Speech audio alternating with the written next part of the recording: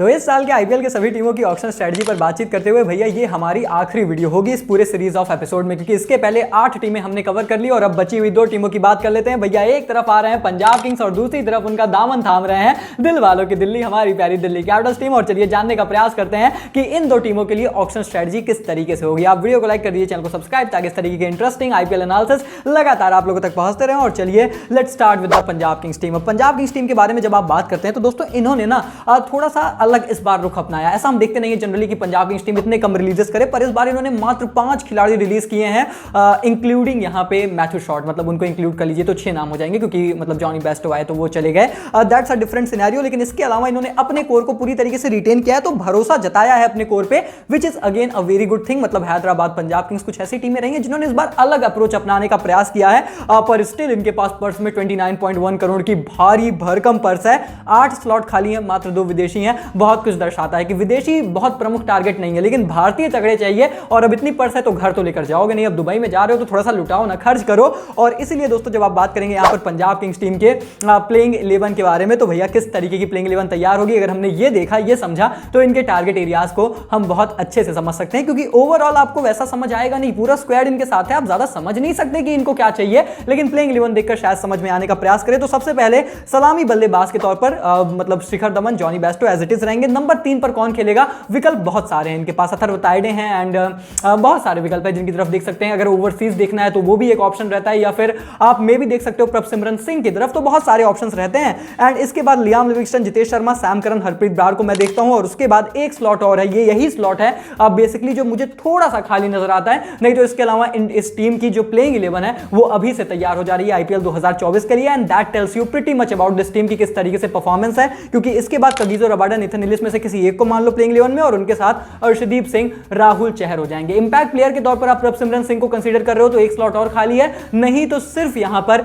एक स्लॉट आपको देखने को मिलता है लगभग नंबर 8 के आसपास, जहां पर इस टीम को कुछ अच्छी बाइस करनी पड़ेंगी, नहीं तो उसके अलावा चीजें काफी सेट है। तो ऐसे में टारगेट एरियाज क्या है, चलिए उस पर आते हैं। लेकिन फ्री का ज्ञान यही है कि फॉरेन स्लॉट पूरी तरीके से तैयार है, बहुत ज्यादा फॉरेनर्स के पीछे मत भागिए, आप अपने क्वालिटी इंडियन नेम्स की तरफ ज्यादा फोकस करिएगा, क्योंकि अल्टीमेटली आपकी प्लेइंग 11 में उन्हीं का नाम देखने को मिलेगा। तो भाई साहब सबसे पहले स्ट्रेटजी क्या है कि देखिए आपने शाहरुख खान को रिलीज किया, जो कि मेरी समझ से नहीं करना चाहिए था, और इसीलिए वो नंबर 3, नंबर 4 के आसपास वो एक स्लॉट है ना, आप थोड़ा सा खाली देख रहे हैं, क्योंकि वहां पर शाहरुख खान होते तो वो नीचे खेलते, तो ऊपर प्रभसिमरन होते फिर आपके लिए, या फिर अथर्व तायडे होते, आपका स्लॉट नहीं होता, लेकिन वहां पर एक स्लॉट है। तो मुझे तो लगता है कि पहली बात तो शाहरुख खान को या तो आप बाईबैक करने का प्रयास करिए, या उनकी रिप्लेसमेंट आपको चाहिए रहेगी। उसके बाद दोस्तों एक इंडियन ऑलराउंडर आप देख सकते हैं, जो मैंने बताया नंबर 8 के आसपास, वो एक पोजीशन खाली हो रही है स्टेबिलिटी के लिए। उसके बाद एक ओवरसीज पेसर और देखा जा सकता है। क्यों देखा जा सकता है, अब समझिएगा। देखिए इस टीम के पास अर्शदीप सिंह है, सैम करन है, इस टीम के पास है नेथन इलिस, कगिसो रबाडा इंजरी कंसर्न से जूझ रहे हैं। नेथन इलिस और अर्शदीप का सीजन पिछले साल बहुत हल्का गया था, अच्छा गया था, नेथन इलिस ने अच्छा किया था, पर कोई ऐसा बहुत खास सीजन नहीं था। सैम करन के साथ भी वही चीज थी।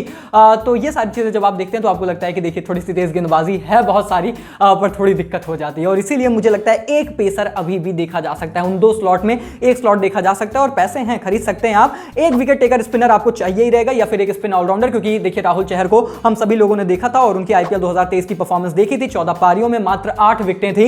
एंड आपका जो स्ट्राइक बॉलर है, जो आपका स्पिनर है, अगर वो स्ट्राइक नहीं करेगा तो फिर आपको मिडिल ओवर्स में दिक्कतें होंगी, उसको सॉर्ट आउट करना पड़ेगा। मिडिल ओवर्स में आपको अटैकिंग स्पिनर चाहिए, तो राहुल चहर पर भरोसा कर रहे हैं तो ठीक है, वो परफॉर्म करके दें, या फिर आप किसी को टारगेट करिए। और उसके बाद मुझे लगता है कि थोड़े बैकअप्स फिल करने की जरूरत है इस टीम को, नहीं तो इसके अलावा कुछ खास ज्यादा पंजाब किंग्स टीम को करना नहीं है। लेकिन इतनी बड़ी पर्स है तो प्रीति जिंटा मैम किसी न किसी की पार्टी तो स्पॉइल करेंगी, बड़ी टीमों को यहां पर थोड़ा सा ये परेशानी में डालेंगे। और इसीलिए टारगेट खिलाड़ियों की सूची में दोस्तों सबसे पहला नाम मेरी समझ से शाहरुख खान का होना चाहिए। आप बाईबैक करने का प्रयास करिए, हालांकि सही बात तो यह है कि रिलीज ही नहीं करना चाहिए था, लेकिन चलिए रिलीज कर दिया तो बाईबैक करिए। अगर नहीं कर पा रहे हैं तो समीर रिजवी के पीछे जाइए, क्योंकि वही बात है, नंबर 4-5 के आसपास एक भारतीय, और भारतीय ही चाहिए, ये बहुत इंपॉर्टेंट है। विदेशी आप फिर खिला नहीं पाओगे, सिकंदर रजा तो है, आप खिला ही नहीं पाते हो, तो वही चीज समझने का प्रयास करिए।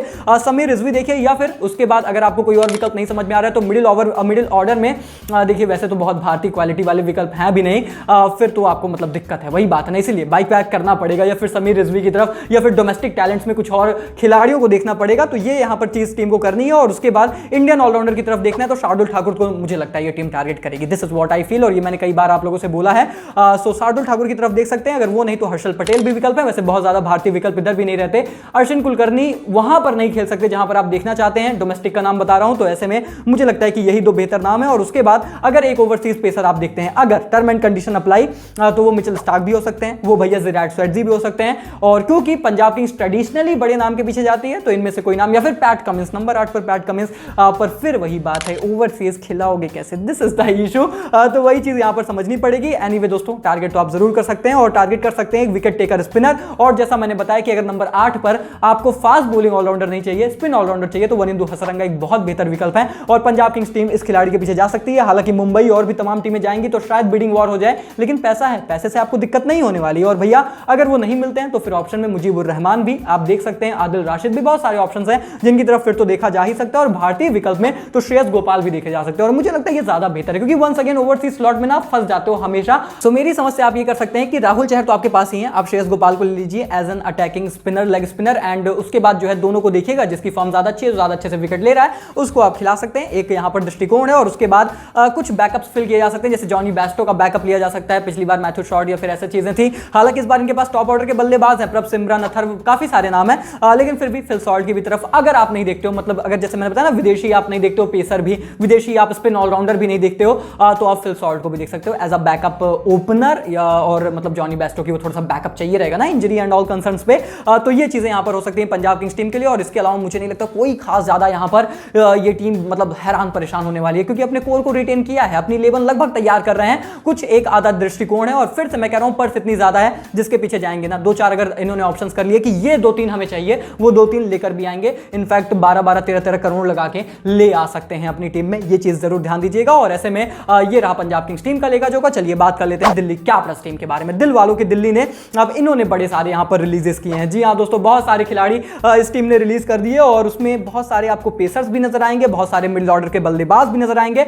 बहुत सारे भारतीय बल्लेबाज भी नजर आएंगे। तो रिटेंशन में अच्छे खासे नाम रिटेन्ड है। सबसे बड़ी बात तो यह है कि ऋषभ पंत की वापसी हो रही है, जो कि बहुत बड़ा बूस्ट रहेगा इस टीम के लिए। और पिछले साल तो स्ट्रेटेजिकली भी काफी एरर्स देखने को मिले थे, अक्षर पटेल को सही तरीके से यूटिलाइज नहीं किया, बहुत सारी चीजें थी, उन सब चीजों को सही करने का प्रयास करेंगे ऋषभ पंत अपने लीडरशिप में। और पर सेट 28.95 करोड़, स्लॉट है 9। अब 9 स्लॉट वैसे 28 करोड़ के लिए ज्यादा नहीं है, पर और टीमों को जब आप देखते हैं तो आपको ज्यादा लगता है। और जब उसमें 4 विदेशी अभी आपको टारगेट करने, कंसर्न मेरा ये है 4 विदेशी। अब मेरा फ्री का ज्ञान इस टीम के लिए बहुत साफ है, मेरी समझ से दोस्तों इस टीम को फिल सॉल्ट या फिर रोमन पावेल, इनमें से दोनों को रिलीज नहीं करना चाहिए था। This is what I personally feel. और खास तौर पर रोमन पावेल को आपने हाल फिलहाल में देखा होगा अंतरराष्ट्रीय क्रिकेट में वो कितनी अच्छी फॉर्म में है।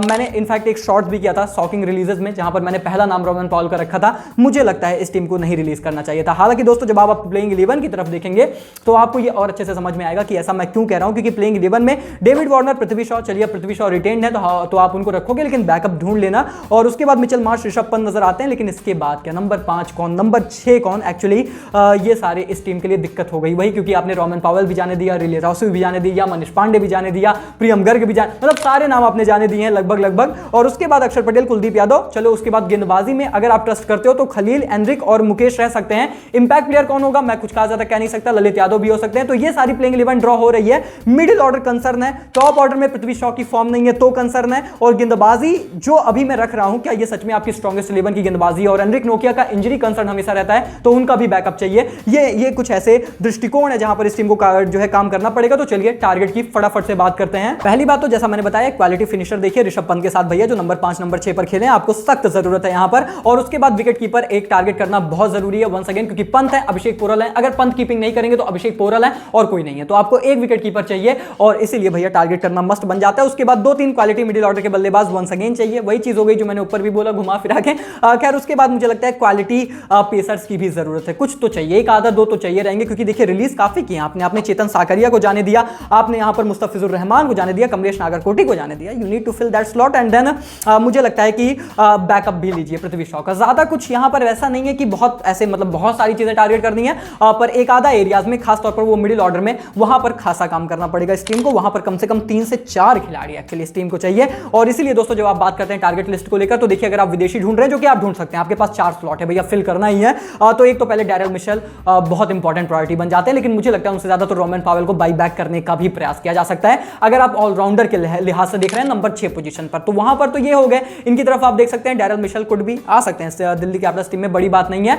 लेकिन अगर आप नंबर 5 पर देख रहे हैं और अगर आप देख रहे हैं थोड़ा सा विकेट कीपर बल्लेबाज के ऑप्शन, जो कि जरूर देखेगी ये टीम, और विस्फोटक जो फिनिशर्स का भी रोल मतलब अपना सकते हैं, एक तीर से 2 निशाना, जॉश इंग्लिश या फिर ट्रिस्टन स्टब्स हो सकते हैं। फिल सॉल्ट को पहली बात रखना चाहिए था, लेकिन मुझे लगता है ये टीम ने सोचा कि ओपनर नहीं चाहिए, नीचे चाहिए, तो जॉश इंग्लिश परफेक्ट ऑप्शन है, या फिर ट्रिस्टन स्टब्स भी हो हो सकते हैं, ये टीम जरूर इन्वेस्ट कर सकती है। और उसके बाद दोस्तों देखा तो शाहरुख खान की भी तरफ जा सकता है, लेकिन पैसे की मार पड़ जाएगी तो वहां पर फिर दिक्कत हो जाएगी। और अगर शाहरुख खान नहीं तो समीर रिजवी की भी तरफ देखा जा सकता है। वही विकल्प जो देखिए मिडिल ऑर्डर में बहुत रेयर कमोडिटी है, बहुत कम खिलाड़ी हैं जो यहां पर अवेलेबल है, पर इस टीम को देखना जरूर पड़ेगा। और उसके बाद मुझे लगता है कि जब आप गेंदबाजी की बात करते हैं तो कार्तिक त्यागी भी हैं, साकरिया को बाईबैक करने का प्रयास शिवम मावी की तरफ देखा जा सकता है। और देखा एक्चुअली यहां पर जा सकता है, अगर बेस प्राइस या फिर सस्ते में मिल जाते हैं कमलेश नागरकोटी तो उनको भी खरीदने का, बाईबैक करने का प्रयास वंस अगेन किया जा सकता है। तो ये सारी चीजें हैं। और रही बात अगर बैकअप की पृथ्वी शॉ के, तो बहुत पहले से दोस्तों ये बातें आपने सुनी होगी कि रोहन कुन्नुमल इस टीम के हमेशा से प्लान्स में है। मुझे लगता है रोहन कुन्नुमल को बेस प्राइस पर उठाया जा सकता है अगर और टीमें बिड वॉर नहीं करती हैं।